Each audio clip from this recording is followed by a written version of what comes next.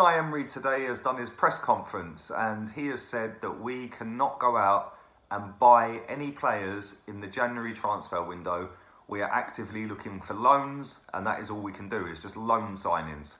So that poses the question as to why can't Arsenal Football Club, the 6th richest club in the world, not go and buy a footballer? What's gone wrong? Where's all the money? What's happened? Why have we got into this position where we can now not go and buy a single player for a transfer fee? How has this been allowed to happen? How has this happened? And why has it happened? I'm going to tell you. Now, under financial fair play rules, you can only increase your wage bill by 7% every season. Now, or every year, let's say. Now, if you go back to the summer, Mesut Ozil signed a contract on 350 grand a week, which went up from 140 grand a week. So that's gone up £210,000 a week. Add into that the fact that then we've gone and signed another 5 players in the summer transfer window.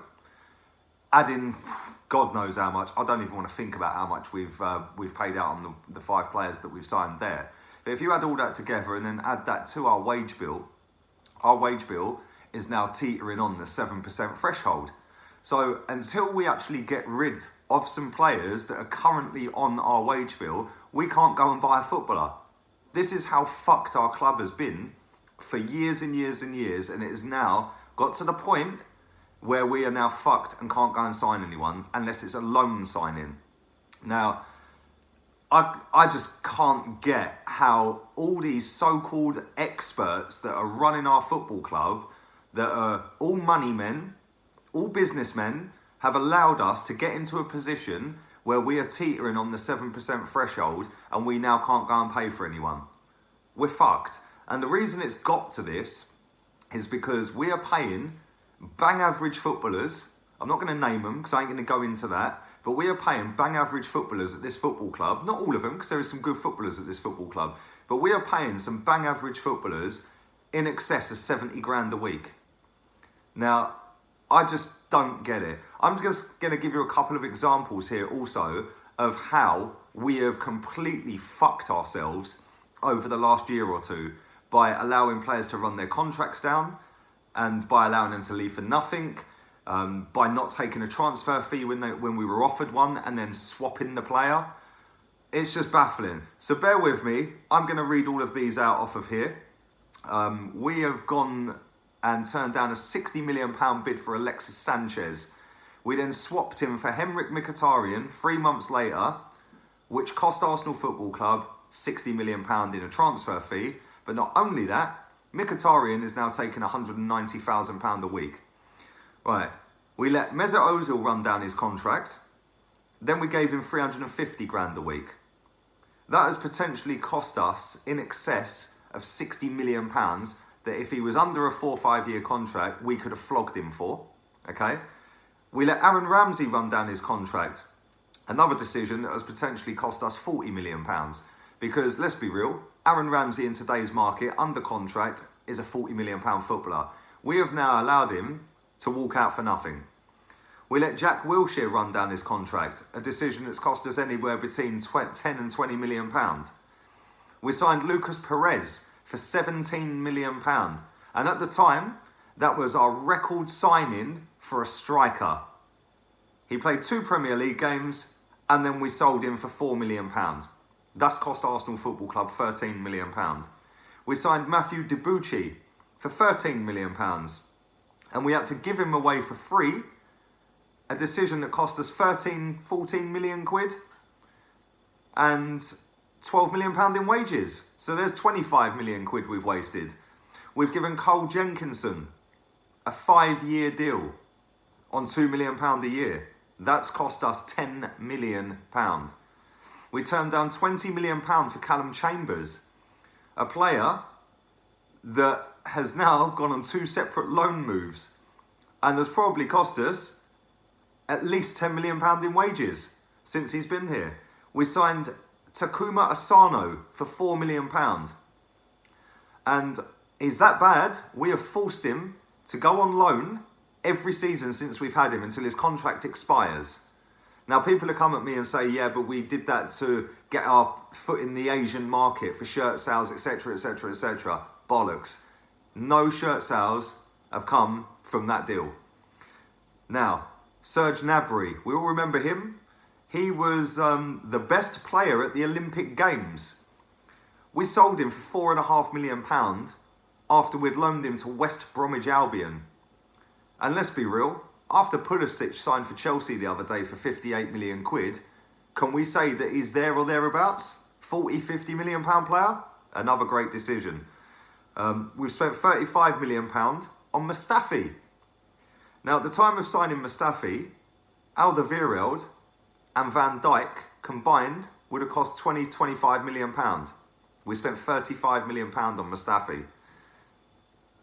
We spent 35 million pound on Granit Xhaka.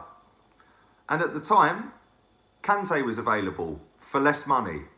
Now, if you add up all of that, that is fucking ridiculous. Absolutely ridiculous how much money we have wasted. And let's be honest, we ain't got any money back for them. We have got next to nothing for any of them players. You've got to add in the fact as well that we've signed players that have cost an absolute bomb in wages that rarely play. I'll give you another example. Mohamed El Neni, cheap £5 million signing, but he's still going to be on 40, 50 grand a week. He never plays. So why did we sign him? If you add up the fact that we signed, say, Granit Xhaka and we signed Mustafi for £70 million combined for the fee, and then let's say we're paying them 75 grand a week each, which is fairly conceivable. Let's say they're there or thereabouts. Add all of that together over a 4-year period of paying them 75 grand a week in, week out. That makes the deal for them two players combined for fee and for wages £100 million. That pays for a £60 million centre back on 200 grand a week for 4 years. Instead, we've thrown all that money, £100 million, at them two.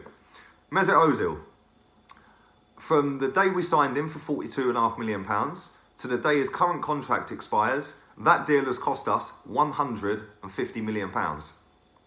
Our previous manager, yes, he was here a very long time, but it still cost us £150 million. Now, this notion that Arsenal can't compete is a complete load of bollocks. We can compete.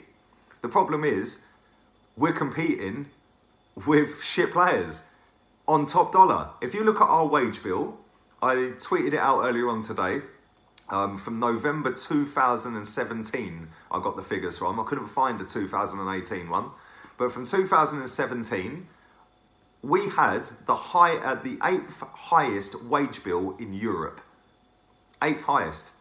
Level with Liverpool, £30 million behind Man City. Man City. Have you seen their squad? Have you seen our squad? And their wage bill is only £30 million a year more than ours. So how has this been allowed? Well, it's been allowed because Stan Kroenke don't want to run the club. He just wants to sit and chill in his ranch. So he pays a CEO to do all the dirty work and do all the business work and get all the sponsorship deals in, and etc., etc. Arsene Wenger, our previous manager, we all know that he had a massive say on everything that happened at the football club when he was here. So between Arsene Wenger and even Gazidis, they have been allowed by the owner to get away with whatever they want, really, to do whatever they want. And for example, Aaron Ramsey's contract, they were quite prepared to give Aaron Ramsey a big deal. A big, big deal. Wenger left, that deal was still on the table. Gazidis left, we pulled the plug on the deal as soon as he left.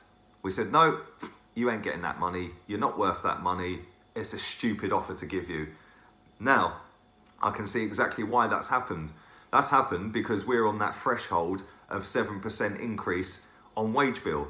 Now, if we did give Aaron Ramsey that contract, that would probably knock us over the 7% and we'd get massive fines or even kicked out of European competitions. So I can kind of see why now that we haven't given Ramsey that contract. And let's be real, Aaron Ramsey is not worth 200 odd grand a week. Yes, he's a good footballer, but he's not an elite footballer like an Aguero, like a Yaya Toure of a few seasons ago. They are elite footballers and they command 200 grand plus. Aaron Ramsey's not in that ballpark, I'm afraid. Mkhitaryan, we're throwing 190 at him every week. Why? Kolasinac, 190. Why? Who has sanctioned these deals? The previous manager and the previous CEO. Now, everyone's going to turn on Stan Kroenke, and I kind of get it, but Stan Kroenke didn't allow them deals. He just gave the CEO the free roam of the club, which is what a CEO is supposed to do. He's supposed to run the club, okay? He's supposed to run the business, and that's what it is. It's a business, right?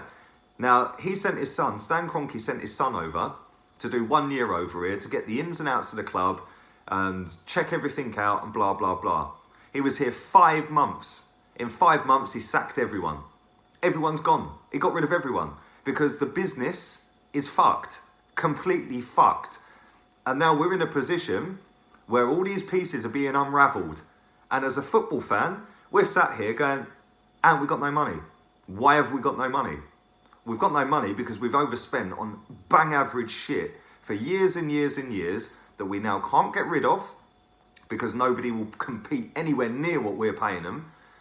Not only that, these players are running down their contracts left, right and centre, and we're allowing £250 million worth of players to walk out for fucking peanuts, and now it's all coming on top. So now the new guys that Josh Kroenke has put in have now got to try and fix that problem. That ain't going to happen overnight. I've heard people today all over Twitter say, yeah, but Stan Kroenke don't invest a single penny. Why would he? We can't even fucking spend the club's money right. Why would he put his money in? Don't get it. I don't get why people are kicking off on Stan. I kind of get it, but at the end of the day, Stan paid a lot of money to these people to do the job properly and get the job right and run the business properly. They haven't done that. He then sent his son over to assess the business and he sacked everyone. And now we've employed proper people that have now got to fix this shit. This shit ain't getting fixed overnight. So buckle up, sit back, and enjoy mediocrity for the next couple of years, because that is exactly what's going to happen. The only way this gets fixed is by binning some of our highest earners. Ozil, Mkhitaryan, Kolasinac. We have to get rid to drum up some money to then go and invest on a couple of good players and then unearth some gems. Anyway, that's my little rant over. Let me know what you guys think. Leave it in the comments section down below. Don't forget to subscribe to the channel if you're new. Don't forget to like the channel, like the content. Let me know what you think and share it around. Also, you can follow my Twitter, my Instagram, LeeGunner82. You can also subscribe to my Patreon. The link will be in the description. I'm out of here. Laters, peeps.